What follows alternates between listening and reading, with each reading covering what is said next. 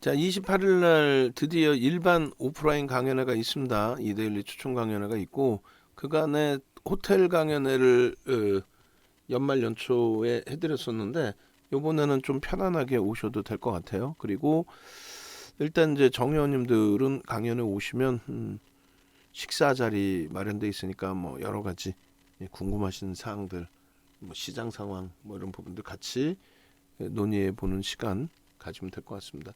신규 가입하신 분들도 당일날 가입하시면 참여하실 수 있고요. 식사 자리. 예. 그리고 정회원님들은 그냥 오시면 요번 식사는 제가 대접해 드리는 걸로.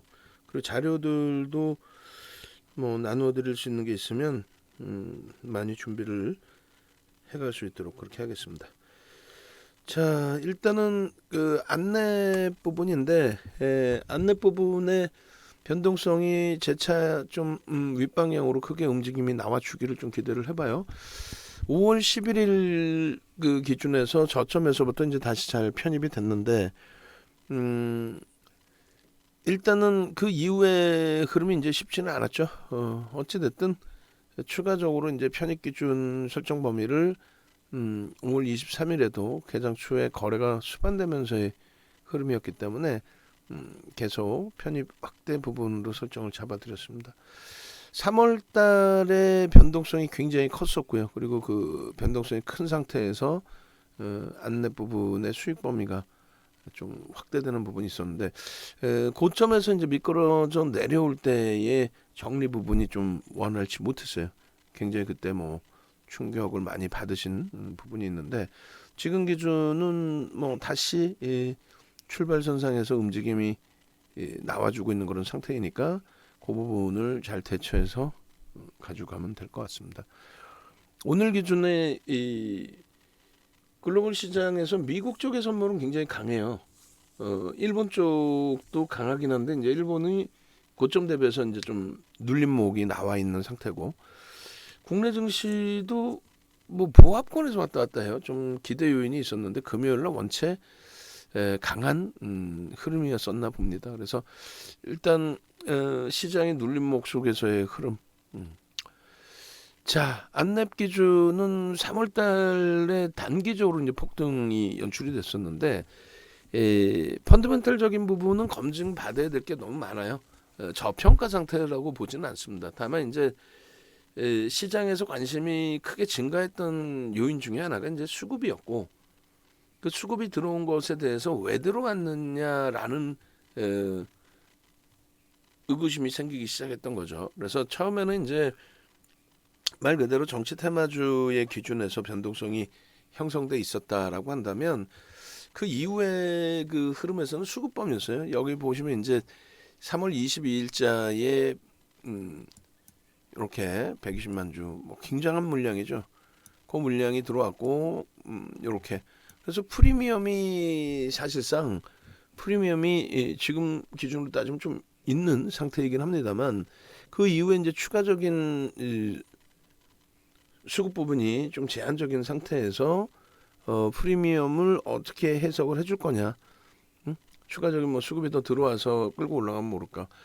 어쨌든 그 마감 동시 효과에서 JP 모건이 모건 스탠리와 계속 잡아간 물량을 그 물량을 시간에 이제 마감 동시 효과에서 그대로 다 받아갔어요. 좀 비이성적이었죠. 위로 들어 올리면서 다 받아왔습니다. 근데 저 매수의 이 주체는 퍼스트 스트레스 어드바이저라고 해가지고 일단 나스닥에 상장되어 있는 ETF 상품입니다. ETF 상품인데 사이버 보안 업체에 대한 지분을 포함하고 있는 편입하고 있는 그런 ETF 상품이에요. 그러니까 뭐 경영권이나 이런 거에 대해서 행사하거나 하는 그런 거는 제한적이에요. 다만 백지 신탁 관련된 내용이 계속 불거져 있고 그러니까 정치적인 행보를 하시다 보니까 결론적으로 이제 그 당시 기준에서 여러 가지 이슈를 복합적으로 이제 설명을 드렸는데 우크라이나 사태 이후에 더욱더 확대됐다라는 거죠. 사이버 보안 업체들에 대한 육성 거기에 이제 새로운 정부가 들어서면서 사이버 보안에 대한 그러한 그 시대적인 필요성, 요구 이런 부분을 잘 이해를 하고 육성하겠다. 그런 이제 의지가 좀 이제 정책적으로 담겨 있는 것으로 추정을 하고 있고 또 실질적으로 이제 안철수 이제 또 후보인가요? 안철수 그 후보 그래서 이제 뭐 이번에 그 단일화를 하셨기 때문에 그러한 부분에 있어서 뭐 사이버 보안청 뭐 이런 부분에 대한 언급도 있었고 여러 가지 그것이 펀드멘탈적인 부분을 한 번에 안랩의 펀드멘탈을 바꿔줄 수 있는 그런 내용은 되지 않습니다만 그런 이슈가 이제 수급을 개선시킬 수 있고 성장성에 대해서 부각시킬 수 있는 부분이 있다. 그래서 이제 보안주의 재평가 그 다음에 정책적인 기준에서의 긍정적인 해석 뭐 이런 부분들에 대한 또 구글이 그러니까 MS사 같은 경우가 인수하려고 했던 맨디언트라는 업체를 구글이 인수를 하게 되면서 MS 같은 경우에도 일단은 그 사이버 보안 업체에 대해서 협업 관계를 계속 가져가야 되는데 맨디언트라는 업체를 구글에 이제 뭐 뺏겼다라는 표현을 해야 될까요? 그렇게 되다 보니까 안랩 쪽의 협업 관계를 만들어가지 않을까 뭐 이런 기대 요인도 있었고 여러 가지가 있었습니다. 그러니까 주가가 강세를 띠니까 그 부분을 전체적으로 정리를 해드리다 보면 결론적으로 이제 안랩에 대해서 사이버 보안 그 부분에 대해서 누군가는 사줘야 되는데 뭐 누가 사줘요? 사주는 사람이 없다가 뭐 JP모건이나 모건스탠리하고 뭔가 이제 서로 의견이 맞았겠죠. 그들이 사주고 그것을 시간 마감 동시 효과에 그 물량을 그대로 다 받아간 그렇게 되면서 이제 14.96%라는 지분을 미국의 나스닥에 상장돼 있는 사이버 보안 업체를 편입하는 ETF 상품 쪽에서 지분을 얼마 14% 이상 15% 가까이 14.96%를 편입했다. 그래서 수급의 범위 그다음에 사이버 보안 업체로서의 성장성의 범위 이런 부분이 부각이 된 거고 정부의 정책적인 부분에 있어서도 뭐 정책 수혜가 있을 수 있다라는 부분. 마지막으로 이제 지분 관련해서 또 한 가지 나온 부분은 백지 신탁 그렇게 해서 이제 지금 뭐 총리로서의 가능성 부분 여러 가지 뭐 이런 게 있었는데 이번에는 어쨌든 국회의원 출마를 하게 됨으로써 만약에 당선이 된다 당선 가능성이 좀 있지 않나요? 어쨌건 당선이 되면은 그 부분에 대해서 이제 지분을 백지 신탁해야 되기 때문에 그럼 그 부분에 대한 또 이슈가 불거지지 않을까 이런 기대 요인이 형성돼 있는 거죠. 결론적으로 이런 복합적인 요인이 주가의 펀드멘탈을 바꾸지는 않는다 그랬어요. 펀드멘탈이 이제 향후에 바뀔지 몰라도 당장 바뀌어지진 않습니다. 그런 상태에서 철저히 그러면 기술적으로 대처를 해야 되겠다. 그럼 철저히 기술적 대처를 하는 기준은 거래대금이 일단 터져야 되겠고 그 거래대금이 터지는 것이 개인이냐 아니면 메이저냐 메이저가 이끌어주는 거냐 아니면 개인의 기준이냐 이게 굉장히 중요하겠죠. 일단은 차익 실현 범위를 논하기보다는 이제 ETF 상품이니까 비중을 채우는 기준으로 논하는 게 맞는데 뭐 15% 수준에서 멈춰져 있어요. 집행할 만큼 다 집행한 것이 아닌가라는 생각이 들어요. 그 주가 대비해서 프리미엄 한 15%인데 매집 10% 이상 15% 매집된 종목에 매수평균 단가 대비 15%대 프리미엄이다. 그거는 나쁘지 않죠. 응? 지분율 감안했을 때는 원래 이제 매집 규모 대비해서 그러니까 10% 이상이면 최소 50%에서 100%를 들어올려놔야 그 물량을 정리해 나갈 수 있거든요. 지금으로서는 그 물량 자체를 정리하기가 어렵단 말이에요. 그래서 밑으로 이제 밀려 내려올 때 하방 경직성에 대해서 굉장히 뛰어나게 형성이 돼 있는 거고 4월 25일에 이제 드디어 바닥을 형성하고 이제 되돌리는 흐름이 계속 모색이 됐는데 5월 11일 날 이렇게 11만 원대까지 움직이고 나서 한동안 많이 주춤거렸어요. 많이. 그래서 저자락을 넘기면 뭐 어찌됐건 누적 수급 범위가 있고 매수 평단이 있으니 긍정적인 추세 부분을 기대해 볼 수 있겠다. 라고 설정을 해드렸는데 아쉽게도 이제 거래가 추가적으로 실리지 못하고 오랜 기간 눌려져 있었던 부분이 있습니다. 일단 뭐 요즘에 최근 들어서 지난 4분기의 그 수익 종목군들에 대한 확대 부분, 그 부분을 많이 이제 오픈해드리고 교육 후기에 대해서 자꾸 오픈을 해드리는데 가급적이면 교육 받으시고 그리고 가급적이면은 같이 뭐 합류하셔서 좋은 수익 가져가시기 바랍니다. 안랩의 경우에 그래서 결론적으로 이제 펀더멘탈적인 부분은 캡처해서 올려놓은 부분이 있고요. 수급 범위의 기준도 좀 놓고 보셔야 되는데 수급의 기준은 이렇게 돼 있죠. 일단은 주봉상의 기준에서 놓고 보시게 되면 개인들이 물량을 뺏긴 부분의 흐름이 저렇게 단기간에 확 뺏기고 나서 사실은 움직임이 제한적인 거죠. 그래서 일단 이렇게 놓고 보시고요. 주봉의 기준이고 12월 이후부터 해서 잘라볼까요? 12월 이후? 12월 이후? 일봉에서 3월 이후의 수급을 놓고 보죠. 그럼 일봉부터 볼까요? 일봉에서 이제 3월 이후 그렇게 해서 수급 범위가 계속해서 이제 잡혀서 나가고 3월 23일 날 요럴 때 이제 뭐 22일 날 들어 올리고 끝내놓고 이렇게 해서 추가적인 강세 띄고 조정폭이 나온 건데 어쨌건 저 수급은 여러분들도 아시다시피 빠져나간 상태는 아니에요. 그리고 최소 범위에서 이제 대금 거래량 부분이 오늘도 이제 좀 밋밋하긴 해요. 기간 조정이 걸쳐져 있어서. 그래서 일단 300만 주 그리고 300만 주의 70%인 200만 주 정도는 무조건 이제 실려야 된다.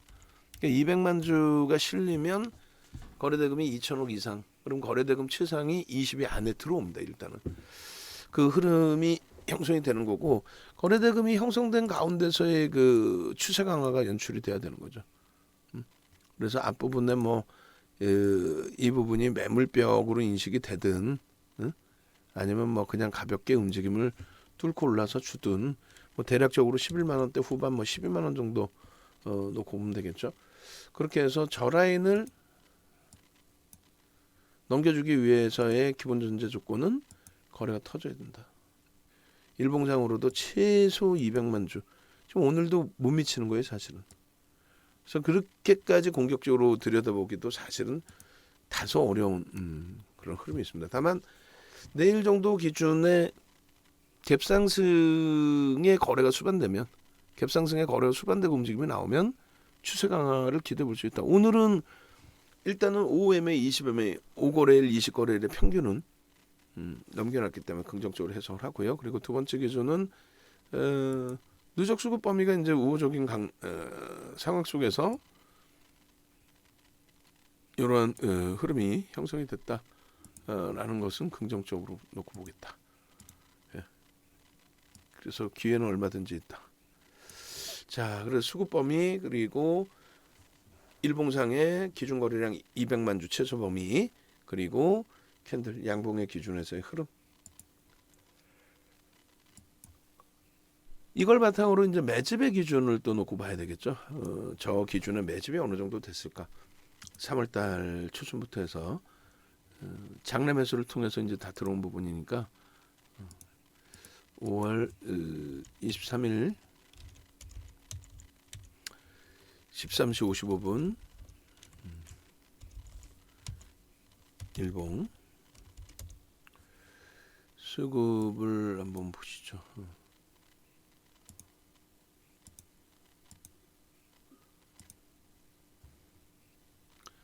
3월부터 해서 본격적으로 이제 수급이 들어오기 시작한 게 3월 14일이네요. 지분 신고들이 다 된 상태라서 깔끔할 겁니다. 수급이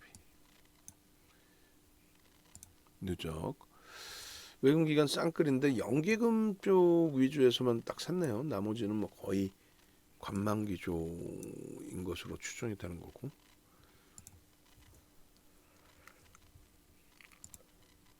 지분율로 상당히 많이 매수를 했어요. 근데 이제 그게 이제 상품 쪽이라서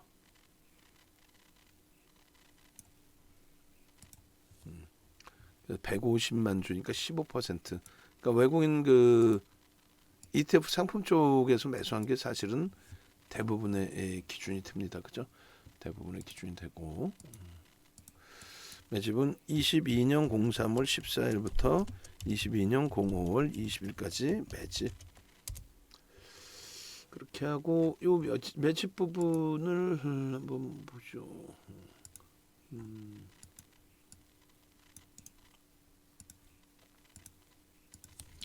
안내앱의 매집 기준 1시, 13시, 14시 기준의 전략 매집 목표 주가 외국인 앤드 기간 매집의 기준 주식수 152만 주를 매수했다. 뭐 1000만 주짜리니까 약 15.2%.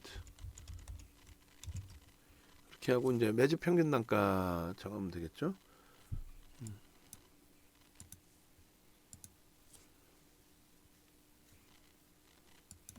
매집 평균 단가가 3월 14일, 5월 20일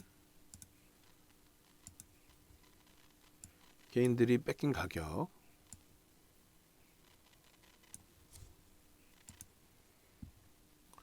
12만 6천 원 뭐 이렇게 되겠네요. 굉장히 높은. 그래서 12만 6,500원. 1차 목표 주가는 50%, 2차 목표 주가는 100%. 조금 특이한 케이스가 형성되어 있는 것인 만큼 1차를 30으로 바꾸겠습니다. 그렇게 하고 2차 50, 3차 100. 1차 목표 30% 기준. 그렇게 되면 이제 계산만 해주면 되죠. 그래서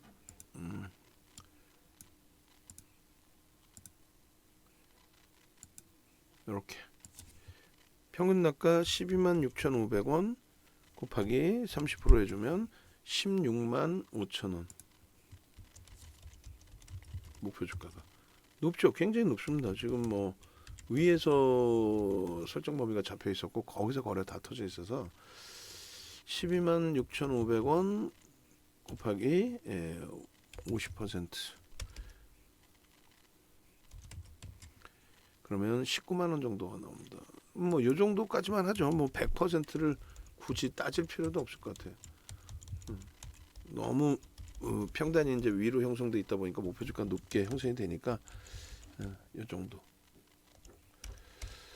자, 그렇게 해서 이제 외국인 기관 쌍끌이 매집의 기준은 단가가 프리미엄이 12만 6,500원 정도로 높다. 다만 이제 이 ETF 상품 쪽에서 받아간 물량은 10만 원 초반 수준이다. 그러니까 손바뀜이 있었던 것을 감안해서 프리미엄 주고 들어온 부분도 감안해서의 기준으로 설정을 한 거예요. 그러면 이제 차트를 놓고 보시면 되는데 분봉으로 역시 보기에는 거래가 좀 미약하고요, 미흡하고요. 그리고 거래대금도 사실은 그렇게 월등하지는 않습니다. 더 터져줘야 된다는 거예요. 여기서 거래대금 없이 또 밋밋거리면 얘는 요 자락에서 이제 그렇게 또 끝나 버리는 거죠. 완전히 꺾일지 아니면 뭐 추세 부분이 강화될지는 더 들여다놓고 봐야 되겠습니다만 앞전에 흐름에서 이제 기준 잡아드린 것처럼 매수할 수 있는 매직 시그널이냐 매수할 수 없는 매직 시그널이냐 또 매도하는 매직 시그널이냐 이게 굉장히 중요하다고 그랬어요. 근데 여기서 보시면은 제일 중요한 게 뭡니까? 일단은 거래를 수반하면서 강세 흐름이 연출되느냐. 그랬던 부분이 뭐 거래와는 상관없이 변동성의 크기가 좁혀지면서 이런 매도의 신호가 나오느냐. 변동성의 신호가 이제 좁혀지면 그렇게 되면 매도 신호가 나오죠. 변동성의 흐름이 확대가 계속돼야 되는데. 그리고 이제 되돌릴 때도 거래량 부분이 형성돼 있어야 돼요. 거래량 부분이. 그러니까 최소 5MA, 20MA 그 이상 또 그 이상. 그렇게 해서 형성이 돼 있어야 되고 꺾이는 기준에서도 똑같이 마찬가지로 변동성의 크기가 꺾여 버려야 되고, 그 꺾이려면은 변동성이 확장해서 축소되는 과정이 거쳐져야 됩니다. 상승장악 확인형이 형성이 됐는데 아쉽게도 후속의 거래가 좀 아쉬웠던 흐름이죠. 여기서는 지금은요. 지금은 그래서 거래가 주가가 강세를 띠는 건 좋은데 거래가 제한적이에요. 다소 500만 주 가까운 거래가 나와야 되는데, 그러려면 하루에 최소 70만 주 이상은 터져줘야 거래가 많이 터지는 날까지 해서 500만 주 이상의 월등히 나올 겁니다. 그죠? 70만 주, 350만 주, 그죠? 그래서 일단은 거래가 가장 관건이구나. 거래가 가장 중요하다. 그 부분 말씀드립니다. 일단은 패턴적으로는 나쁘지 않고요. 오래간만에 일부 그래도 전거래일 대비해서의 거래는 형성된 거니까 일부 거래가 수반되면서의 흐름이다. 주간 단위의 요 추세 강화만 조금 이어지기를, 그렇게 해서 주봉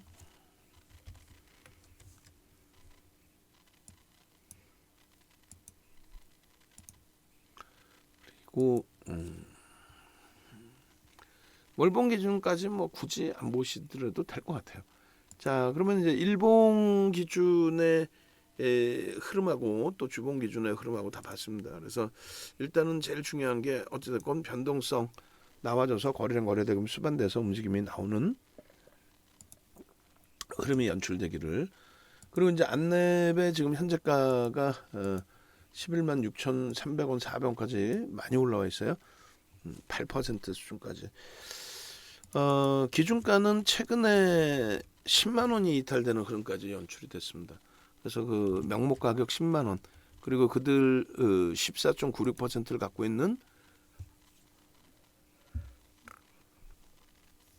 그 평균 단가 수준이 10만 원 초반이에요.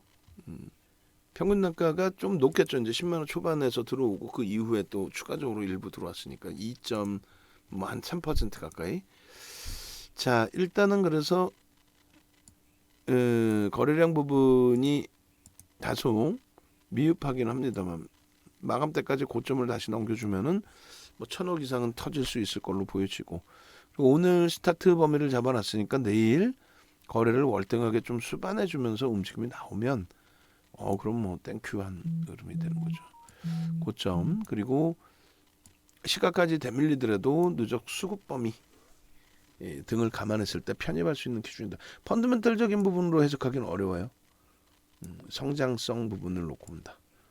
그리고 이제 최악의 경우 나는 뭐 꼭 정리를 해야겠다. 생각보다 변동성이 가볍기도 하지만 그렇다고 해서 뭐 지금의 위치에서는 정신을 못 차릴 정도의 거래대금은 일단 아니에요. 그래서 차분하게 대처가 가능한. 그래서 뭐 차익 실현 꼭 하시겠다, 뭐 저점 물량 정리하겠다 하시면은 1%, 2% 저런 구간을 설정해서 대처하셔야 된다, 이렇게 말씀드립니다. 자, 매직 계산기를 바탕으로 텍스 전략 한번 보도록 하겠습니다.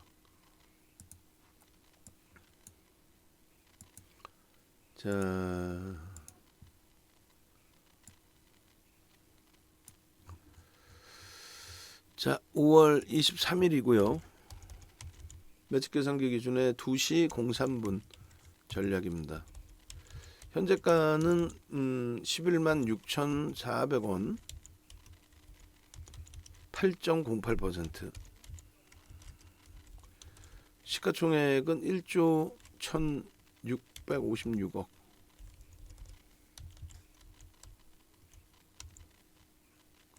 거래량 부분은 택도 없이 지금 줄어들어 있는데 뭐 5장에라도 좀 더 움직임 나와주면 탄력 받을 수 있고요. 거래대금도 뭐 택도 없죠. 521억 원. 시장의 변동성 순위 안에 무조건 들어와야 돼요. 14시 06분 기준. 거래대금이 뭐 최상위까지는 아니에요. 뭐 22 정도라도 놓여줬을라나요? 3, 4, 6, 7, 8, 9, LNF까지가 9위 정도까지 놓여져 있고요. 그리고 10, 11, 12, 13, 14, 15, 16, 16, 17, 18, 19, 20, 21, 22, 23, 24, 25, 26, 27, 28, 29, 30 너무 멀리 넘어가네요. 예, 그렇게 해서 일단은 20위 안에 들어와 있지 못하다. 아쉽지만 그렇게 해서 일단은 우리가 개별적으로 볼 수 있는 수준의 이제 거래대금 수준뿐이 안 되는 거고, 고점은 이렇게 변동이 확대됐음에도 불구하고 고점이 이만큼 올라와 있음에도 불구하고 거래대금이 좀 많이 모자랍니다. 차익 실현 범위는 1% 구간이 11만 6천 원 정도가 되고요. 그리고 2% 범위가 11만 5천 원 정도. 그러니까 좁아요, 공간이 사실은. 그리고 신규 추가 재편이익 기준은 고점을 재차 넘길 때 뭐 시가총액 1조 이상 처리 종목에 10%까지는 뭐 따라붙을 수 있다. 그리고 고가와 저가까지 볼 필요 없고 시가와 저가 똑같으니까 그렇게 해서 3분의 1 지점이 11만 4,500원, 2분의 1 지점이 11만 3,000원,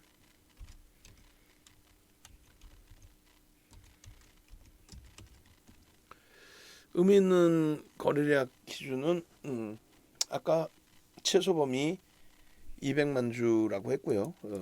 일봉에서는 그조차도 안 되는 변동성 거래 최소 범위 200만 주고 캔들을 충족시키고 양봉일 때 들여다본다. 그리고 마찬가지로 안랩 2시 10분의 전략이 되겠군요. 매집의 기준에서 16만 5천 원까지 1차적으로 열어두는 것이 사실은 옳다라고 설정을 잡아드립니다. 네. 그렇게 해서 일단은 안랩 부분에 전략 올려드리도록 하겠습니다.